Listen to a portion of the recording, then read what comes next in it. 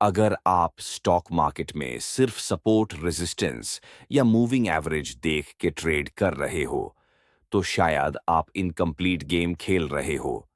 Real पैसा beginners नहीं, बल्कि वो लोग बनाते हैं जो मार्केट की साइकोलॉजी, लिक्विडिटी और स्मार्ट मनी मूवमेंट समझते हैं। आज मैं आपको बताऊंगा एडवांस्ड स्टॉक मार्केट कॉन्सेप्ट्स जो 90% रिटेल ट्रेडर्स को नहीं पता होते। प्रॉब्लम मोस्ट बिगिनर्स क्या करते हैं? इंडिकेटर्स लगाते हैं, यूट्यूब से स्ट्रैटेजी कॉपी करते हैं, टेलीग्राम सिग्नल्स फॉलो करते हैं। फिर क्या होता है? कभी प्रॉफिट, फिर बड़ा लॉस, क्योंकि उन्हें सिर्फ एंट्री पता होती है, मार्केट का स्ट्रक्चर नहीं। स्टॉक मार्केट सिर्फ चार्ट नहीं है, ये एक बैटल है between retail traders, institutional investors, smart money. और जब तक आप समझोगे नहीं कि बिग प्लेयर्स क्या कर रहे हैं, तब तक कंसिस्टेंसी मुश्किल है। अब बात करते हैं कुछ एडवांस्ड चीजों की। एक मार्केट स्ट्रक्चर मार्केट 3 फेजेस में चलता है।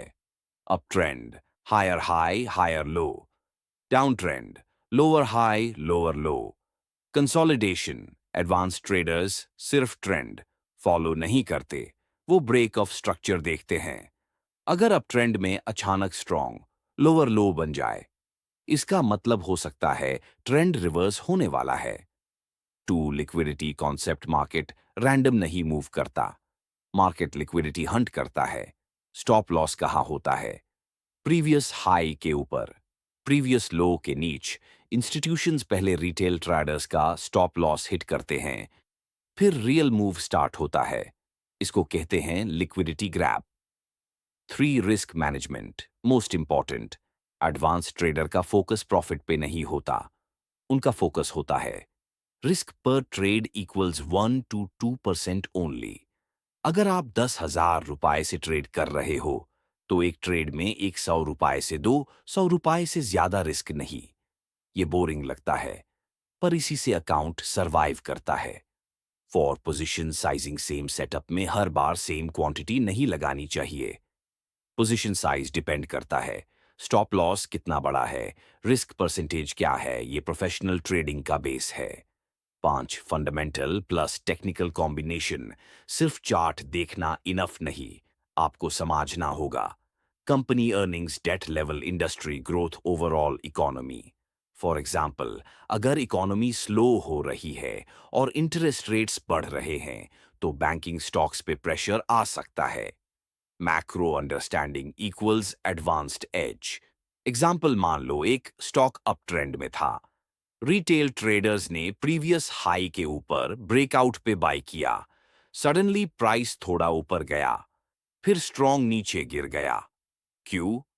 क्योंकि बिग प्लेयर्स ने ब्रेकआउट पे लिक्विडिटी कलेक्ट की, सबका स्टॉप लॉस एक्टिवेट हुआ, फिर उन्होंने लोअर प्राइस पे बाय किया।